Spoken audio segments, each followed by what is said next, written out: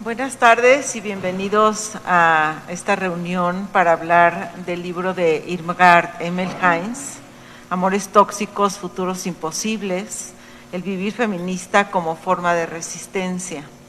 Y para presentar este título, el día de hoy, diré que la autora es una escritora, traductora e investigadora mexicana que ha dedicado su escritura a reflexionar sobre los problemas que afectan al ser humano y su vida en el planeta en este siglo.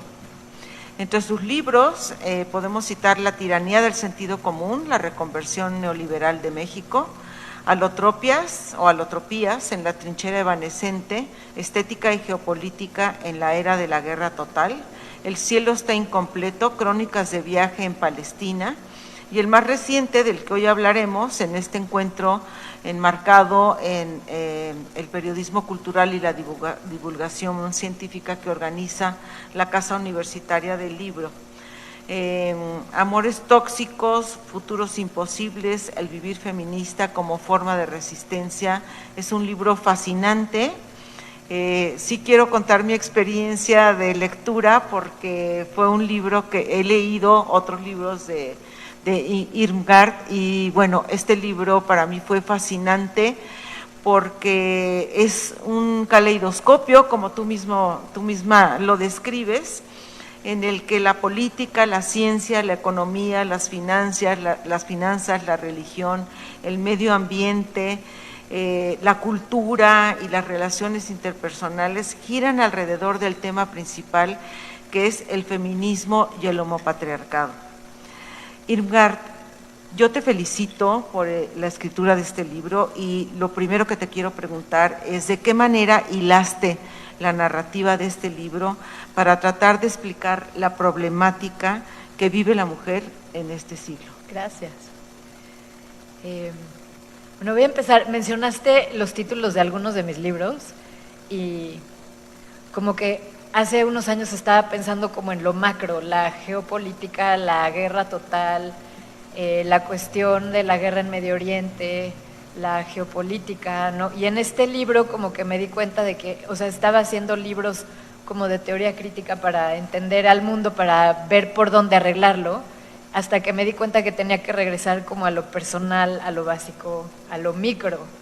Y ahí creo que la palabra que hila todo es la toxicidad, ¿no? Porque me decía mi editora Fer Álvarez, gracias por trabajar conmigo otra vez,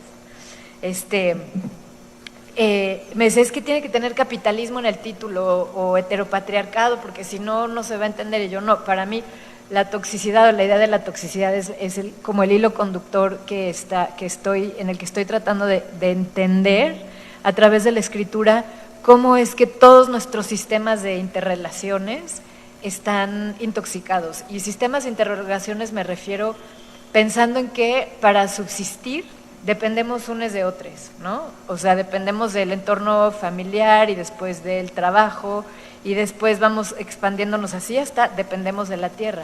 Y la manera en la que nos relacionamos entre nosotros y con la tierra está basada en un desprecio de la vida que viene del heteropatriarcado y por eso digo que es tóxica. Y de ahí como que me baso en la hipótesis de las feministas argentinas, que ellas dicen lo que nos debe de unir como movimiento a las feministas, considerando la transversalidad, ¿no? Las feministas no es como no somos todas, como que hay varias facciones y opiniones y varias luchas adentro del movimiento de feminismo. No vamos a estar todas nunca de acuerdo, ¿no? Ni de por dónde es el camino y tal, por eso llamamos al feminismo interseccional. Entonces, las argentinas plantean que debemos de considerar a la violencia de género como la misma o como parte de un sensorium de violencia que estamos también ejerciendo en contra del planeta para mantener la vida humana. Y a eso me refiero con la la agroindustria o los monocultivos que están mermando la fertilidad de la tierra, me refiero a las granjas de pollos donde los pollos existen desde que nacen torturados y los modifican genéticamente para tener 3 pechugas y que rindan más. y viven en jaulas así todos aplastados y ya los hacen de forma que no tienen pluma, en fin, es un horror. Y todos esos sistemas están intoxicados, ¿no? Y bueno, y esa intoxicación o ese desprecio hacia la vida es lo que sostiene la máquina capitalista, que es lo que nos sostiene nuestras cuerpos, básicamente la forma que comemos y nos relacionamos a través de un salario, etcétera, ¿no? De hecho, todo comenzó en el libro con lo que llamas el tsunami mexicano, que fue la marcha del Día de la Mujer el 8 de marzo de 2020 y que fue opacada por el anuncio de la pandemia. Entonces, de ahí a la fecha, ¿qué ha distinguido la lucha feminista en México? Gracias. Bueno, que se hizo un tsunami gigante en el 8 de marzo de 2020 y fue muy fuerte, seguro se acuerdan, ¿no? O sea, como que salimos de la marcha como con muchísima energía y muchísima emoción y muchísimas ganas de hacer cosas y de seguir rompiendo cosas y de seguir derrumbando el heteropatriarcado y de repente pandemia, encierro, se exacerba la violencia de género, se exacerba la vulnerabilidad de las mujeres, la violencia de género, se precarizan las formas de sustento, etcétera. Y yo creo que lo que es particular a México en este momento es que volvimos a tener una marcha magnífica este año que se levantó la pandemia, lo sabemos todas. Y parte de la razón por la cual escribí este libro es como entender como una hoja de ruta de después de la marcha, de sentirnos indignadas juntas, enojadas juntas, con ganas de denunciar y cambiarlo todo, ¿qué es lo que sigue?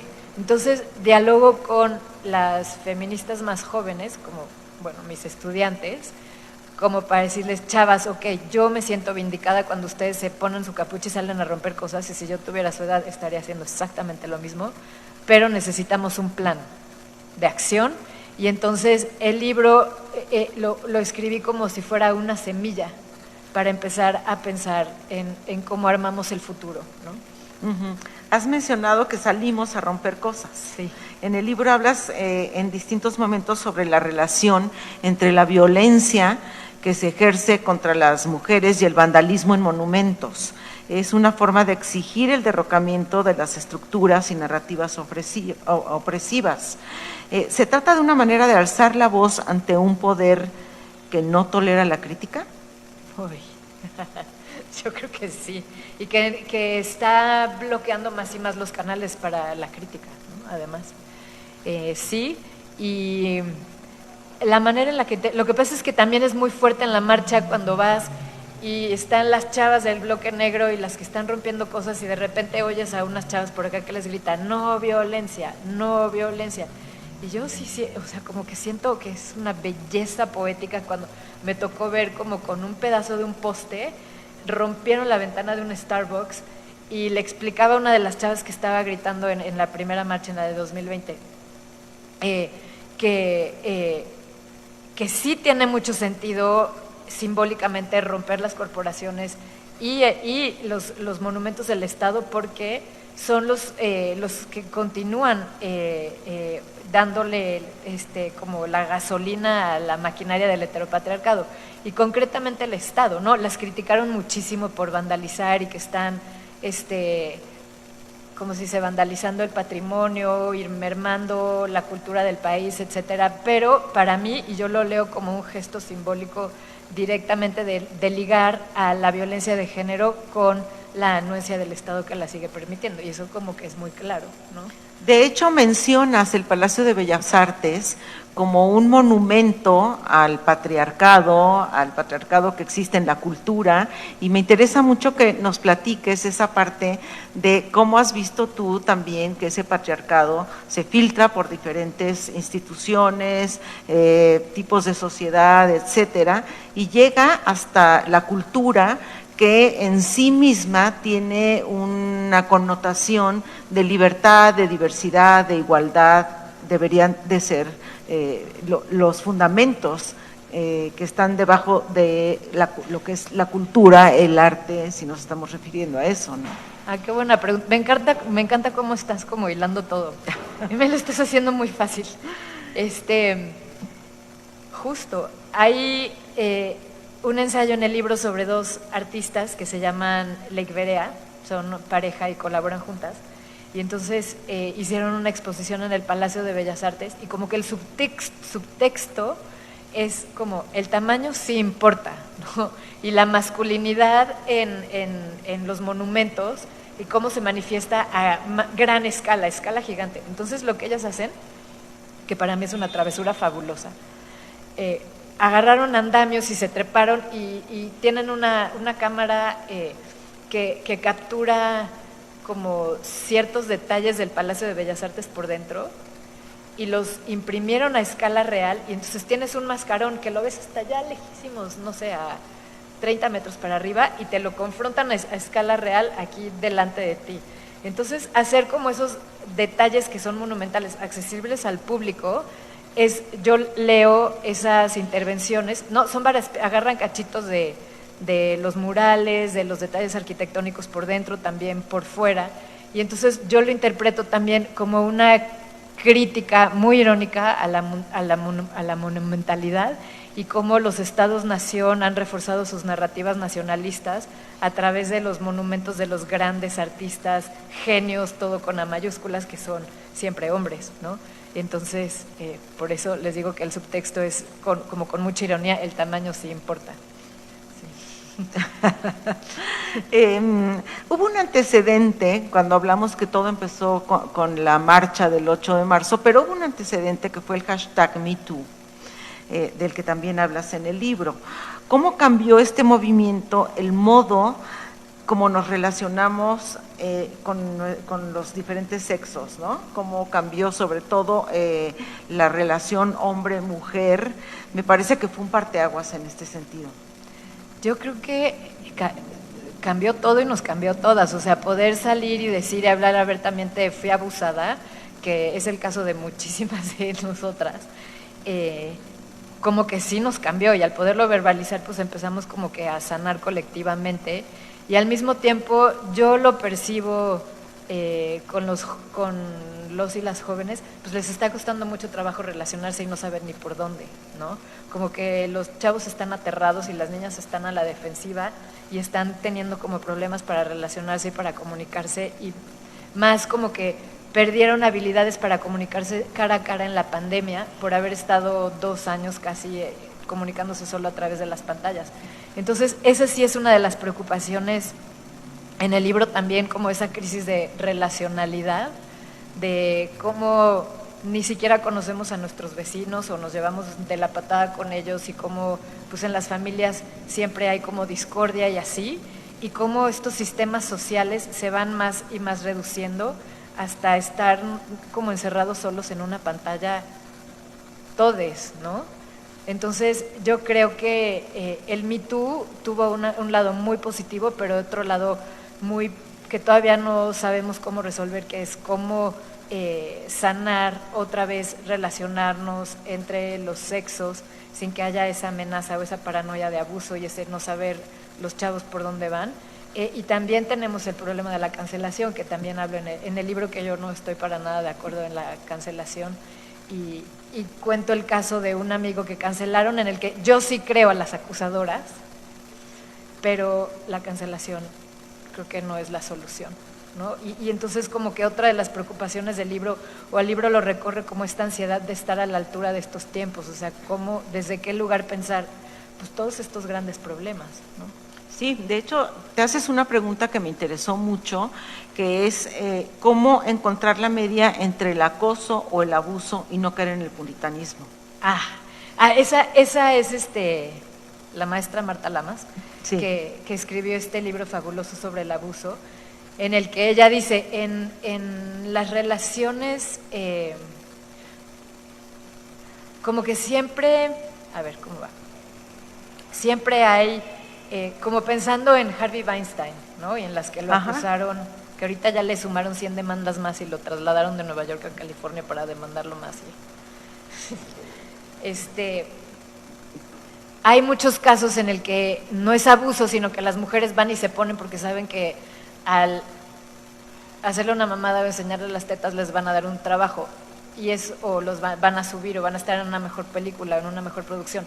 Y eso Marta Lamas lo llama como quid pro quo. Y ese yo te doy y tú me das, como que siempre ha existido. Y dice, hay que demarcarlo de cuando es directamente abuso y hay una asimetría y una relación de poder, ¿no? Entonces, sí es abuso cuando hay una asimetría y sí es abuso cuando hay secuelas.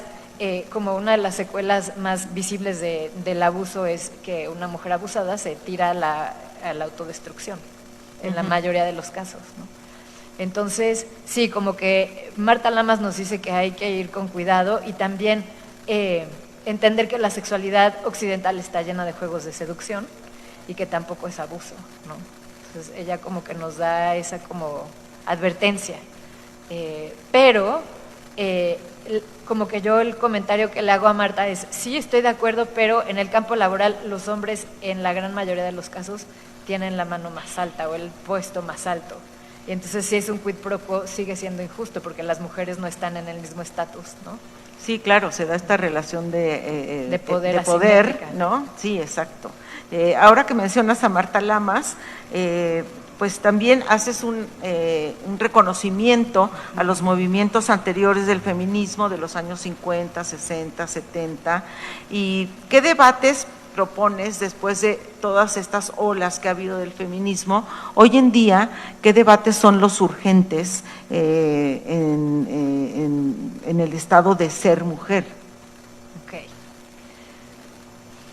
Creo que algo fundamental en el que debemos estar pensando es en cómo podemos mejorar el ejercicio bajo el cual criamos a los hijos y hacemos el trabajo reproductivo. Como esa preocupación ha sido una de las feministas de los años 70 y sigue vigente porque, o sea, yo en mi generación me desperté y dije, qué increíble, no es legal, pero sé y puedo conseguir un aborto seguro. Ya no estoy obligada a casarme a los 18, 20 años y puedo salir a la universidad y hasta me la van a pagar y me van a apoyar y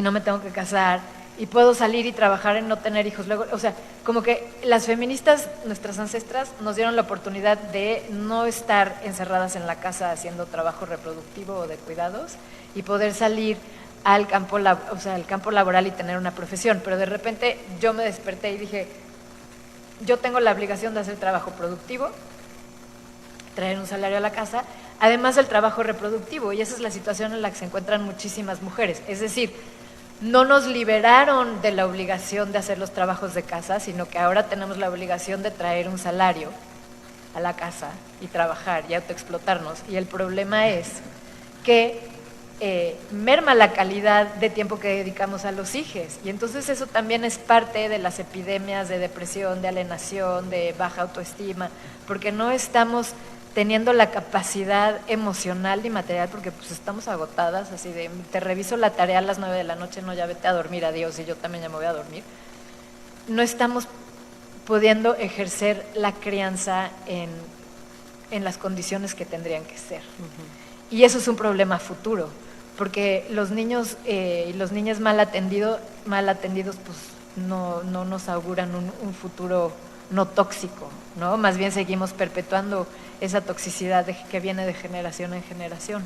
Entonces, eso, las condiciones bajo las cuales se ejerce la maternidad y luchar por eso en el ámbito laboral, que por ejemplo, una de las cosas que menciona en el libro es otra de las paradojas que tenemos, que es tenemos puestos directivos, somos CEOs en la política, probablemente tengamos una mujer presidenta de la República, pero el mundo todavía no está acomodado de acuerdo a nuestras necesidades y las necesidades de crianza.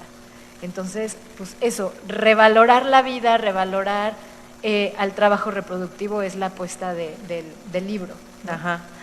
Hablas también de opresiones sistémicas, ¿no? Ahora que mencionas que las mujeres ya tenemos un campo abierto para ejercer nuestro trabajo, para realizarnos en ese trabajo, pero también hay opresiones sistémicas que ahí siguen, ¿no? Pues sí, como el mandato de ser mujer de cierta manera, ¿no? Y de, o o también como un tipo de emancipación feminista que le llamamos empoderamiento, que está ligado al consumo y que está ligado también a la autoexplotación.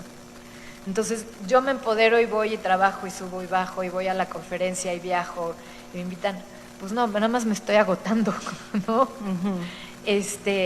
O también gano mi dinero y voy y me lo gasto en gustitos para mí. Sí, está bien, pero el problema es que estamos como percibiendo un feminismo que está ligado al consumo. Por ejemplo, yo me empodero y yo me opero los pechos o me compro unos tacones, pero eso está ligado a ciertas expectativas de lo que es ser mujer, que tampoco está bien, ¿no? Y bueno, yo veo un contraste, ahorita que hablas de esas expectativas de qué es ser mujer, o cómo ser mujer, hay un contraste muy grande entre lo que estamos hablando ahorita de cómo nuestra sociedad ha ido avanzando en eso y el movimiento que hay en algunos países árabes, en Irak, por ejemplo, de las mujeres, pues tratando de luchar para quitarse el velo, que es una cosa totalmente, primordial, ¿no? Primigenia de una terrible, digamos,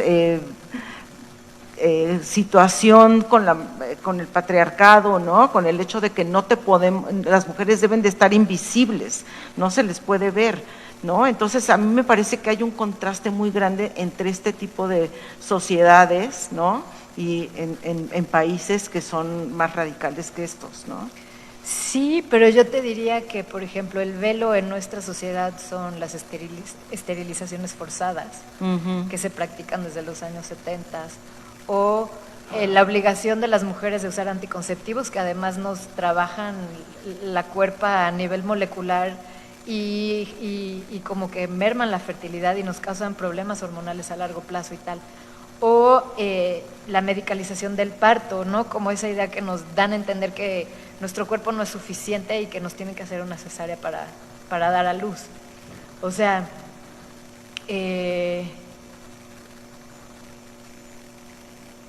yo creo que el velo y la lucha de las iraníes es una arista, pero nosotros también tenemos nuestros velos, ¿sabes? Y esas opresiones de las que estábamos hablando ahorita.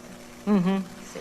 Y bueno, de ahí pues, yo creo que podríamos pasar también al tema que tratas en tu libro sobre la violencia hacia la mujer. Este es el país en donde se inventó la palabra feminicidio y en el capítulo Asesinato razonable te refieres a que somos la única especie en la Tierra que mata a sus hembras, aun cuando nosotros somos quienes aseguramos la reproducción. Es fuertísimo porque en ninguna otra especie que habita este planeta el macho mata a las hembras. Si acaso matan a las crías para volver a cargar a la hembra y tener ellos su descendencia, no la descendencia de con el macho en el que compitan. Entonces eso nos quiere decir que el feminicidio es algo cultural, propio de esta época, o más bien de las épocas en las cuales se intensifica el desprecio por la vida y el desprecio por el cuerpo femenino. Entonces, hay una filósofa italiana que se llama Silvia Federici, que ella escribió un libro fabuloso que se llama Calibán y la bruja, en el que ella explica o observa cómo en la Edad Media, justo cuando se empieza a privatizar la tierra y a crear el sistema feudal, es decir, un señor tiene una gran extensión de tierra y tiene siervos, esclavos trabajando para él, cuando se empieza a inventar este sistema económico, se empieza a condonar y a intensificar la violencia de género y al conocimiento femenino se le empieza a despreciar y se dejan de perseguir las violaciones y se dejan de perseguir los feminicidios. Los gobiernos empiezan a abrir prostíbulos en Italia y en Francia en el siglo XIII, XIV, como una forma de contener la rebeldía de los jóvenes campesinos para poder facilitar esta privatización de la tierra. Y después viene la cacería de brujas. Y no es por azar que tenemos como esa continuidad, ¿no? Privatización de la tierra, cacería de brujas, expulsión de los judíos y moros de la península ibérica y la colonización de las Américas, que implicó el etnocidio y despojo de los pueblos originarios de las Américas, ¿no? Entonces este continuum histórico es el sustrato de nuestro presente y lo que estamos viendo es otra vez en los 90s cuando se empieza otra vez a intensificar el capitalismo, o sea, como a buscar más formas, más recovecos para extraer plusvalía, denigrando la vida. empiezan a ocurrir feminicidios en México, que ahora ya son extensivos a todo el mundo, ¿no? Ya podemos hablar que los feminicidios ya no son solo a México, aunque creo que aquí es el mayor número de feminicidios que siguen ocurriendo, pero ya existe a escala global, ¿no? Exacto, sí. Bueno, creo que es uno de los capítulos más estrujantes de tu libro, ¿no? Sobre toda esta parte de la violencia hacia las mujeres y los feminicidios, pero también el libro está poblado de referencias literarias, referencias al cine, a las artes plásticas, que son voces que se han manifestado en relación a la violencia contra las mujeres, el empoderamiento, la opresión, etcétera. Y es muy significativo que hables, como lo habíamos dicho al principio, del patrón de comportamiento misógino de diferentes gremios. Yo recuerdo que en el hashtag había hashtag cine, hashtag literatura, ¿no? Diferentes. Y en los gremios de la cultura, pues, está apareciendo mucho. Y yo te quería preguntar si esto continúa vigente, qué ha pasado después de toda esta,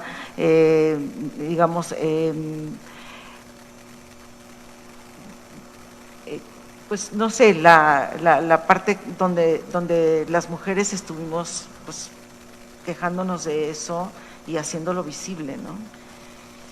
Híjole, esa pregunta sí es bien dura porque creo que más allá de la denuncia no pasó mucho y no hubo ni siquiera atisbos de cancelación. Entonces los abusadores siguen por ahí campantes, pululando. No sé, y pienso en Carla de Sousa, que es una actriz de Televisa que denunció a un productor y nadie le hizo caso, la vetaron y está pues en California, en Los Ángeles haciendo sus cosas, pero no trascendió. También en el caso del mundo del arte y de la literatura tampoco trascendió, tampoco se canceló.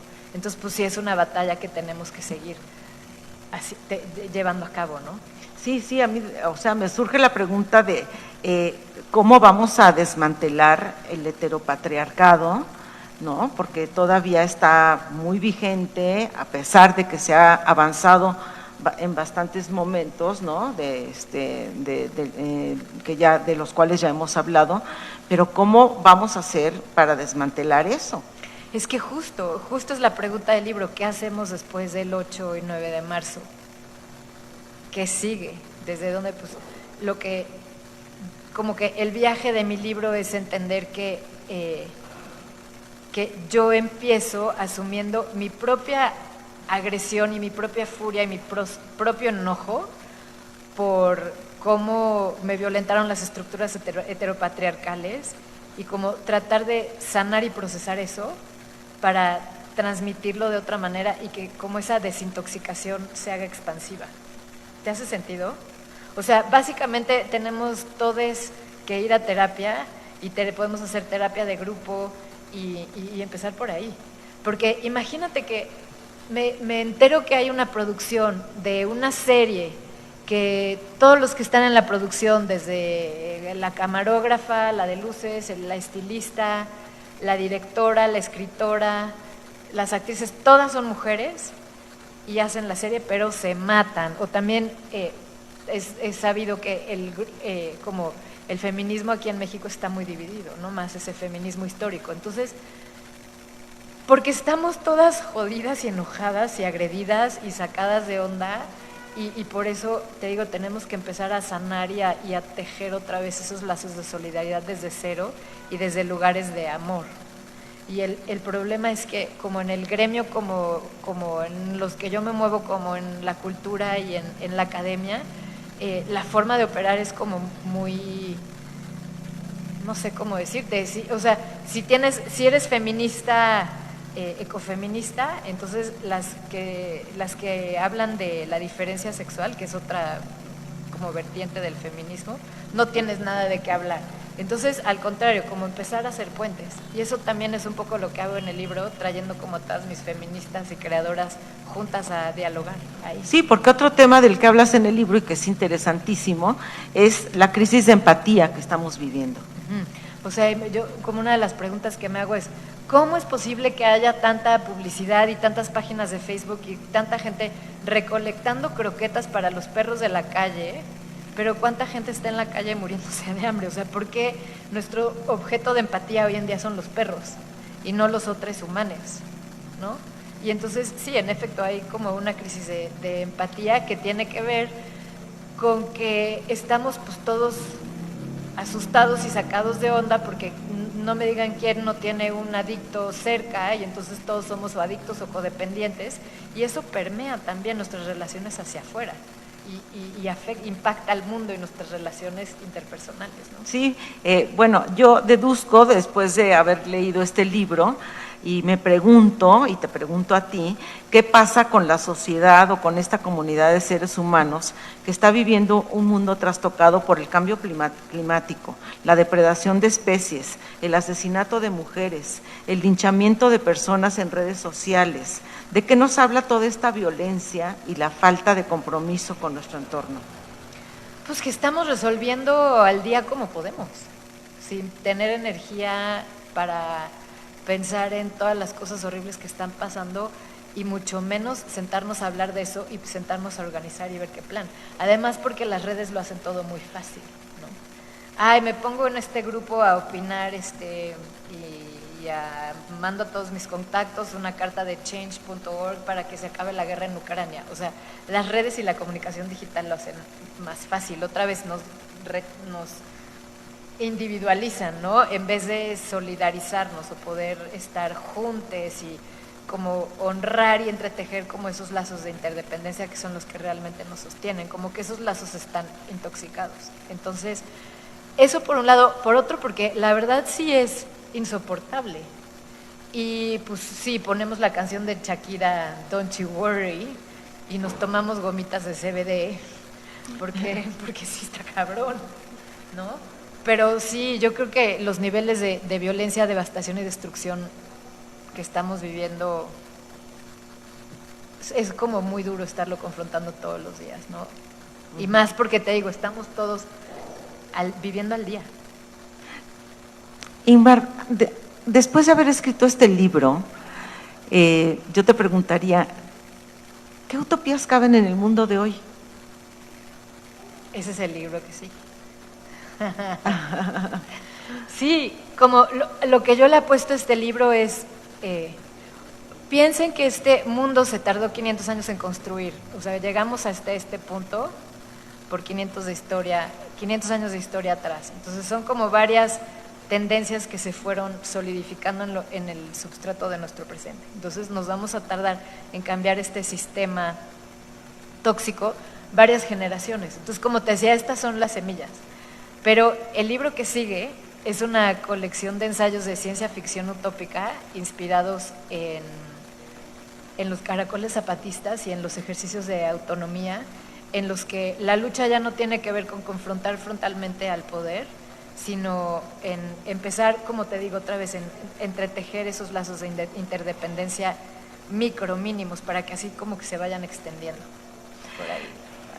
Finalmente te preguntaría esto, el libro es un ensayo, es un gran ensayo que revela una cantidad de investigación enorme que habrías hecho para poder escribirlo durante mucho tiempo, pero también el libro está atravesado por estos capítulos en donde hablas tú en lo personal de cuáles han sido tus experiencias, qué es lo que te enoja, cómo es tu vida cotidiana, ¿no? Entonces creo que esas pausas que haces son muy buenas para el lector, ¿no? Que está todo el tiempo con la cabeza pensando en estas situaciones complicadas del mundo que estamos viviendo, pero esa parte es como un descanso, ¿no? Para el lector. Cuéntame por qué decidiste meter eso, cómo fue que organizaste este libro.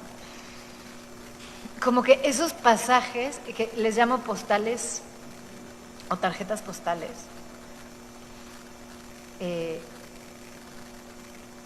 tienen que ver con el conocimiento situado, que es esta forma feminista de crear conocimiento que viene de Donna Haraway, que es una bióloga estadounidense, que ella observó en los años 80 que todo el conocimiento es objetivo Y dice, el conocimiento objetivo implica a un señor blanco, con su batita blanca, viendo cosas a través de un micrófono, tomando apuntes y de ahí escribiendo lo que nosotros conocemos ciencia, ¿no? Pero ese señor blanco con su batita en un laboratorio, en algún lugar privilegiado en una universidad bonita en Estados Unidos, no se está dando cuenta que su conocimiento no es objetivo, sino que está determinado por su propia experiencia de vida. Entonces, Donna Haraway, para como contrarrestar esa forma de conocimiento masculino, propone el conocimiento situado, implica decir como una conciencia desde donde una habla. Y ese es el lugar del conocimiento, no un conocimiento objetivo, universal, generalizable, omnipotente, sino como decir, no, lo que yo sé viene de mí y yo soy esta persona que está hecha de estas experiencias y viene de este lugar. Entonces, para mí es como regresar a ese lugar, tanto emocional como temporal como geográficamente, ¿no? Tengo una tarjeta postal en Nueva York, por ejemplo, que luego digo, no sé si lo que hago tiene ningún sentido porque, bueno, pero estoy en Nueva York y digo sí, porque me siento conectada como algo más grande de mí, ¿no? Y lo que yo escribo trasciende de alguna manera. O tengo otra, que estoy cruzando una calle por aquí, nos trata de atropellar, un señor avienta el coche y casi atropella a mis perros, entonces yo me quedo así helada y una chava que viene junto a mí, pendejo, casi la atropellas, no sé qué, fíjate, se enojó por mí. Entonces como que trato de hablar de esos momentos en el presente que digo, estamos enojadas juntas, ¿no? ¿Y eso qué significa? Como tratar de encontrar también la trascendencia de lo cotidiano y trasladarlo eso a la escritura, pero situándome yo. ¿Te hace sentido?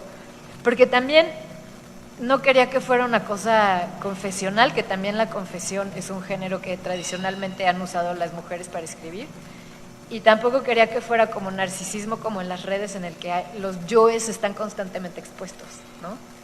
Como encontrar un lugar desde donde dibujar la voz que habla en el libro. ¿Te hace sentido? Sí, claro. Sí, okay. Claro que sí. Por ahí va la cosa. Muy bien, pues ¿qué le dirías a las mujeres y qué le dirías a nuestros gobernantes con respecto a su actitud hacia las mujeres? A las mujeres que lo estamos derrumbando. Y a los gobernantes, tengo una playera que dice pinche gobierno hetero. y justo, o sea, sí creo que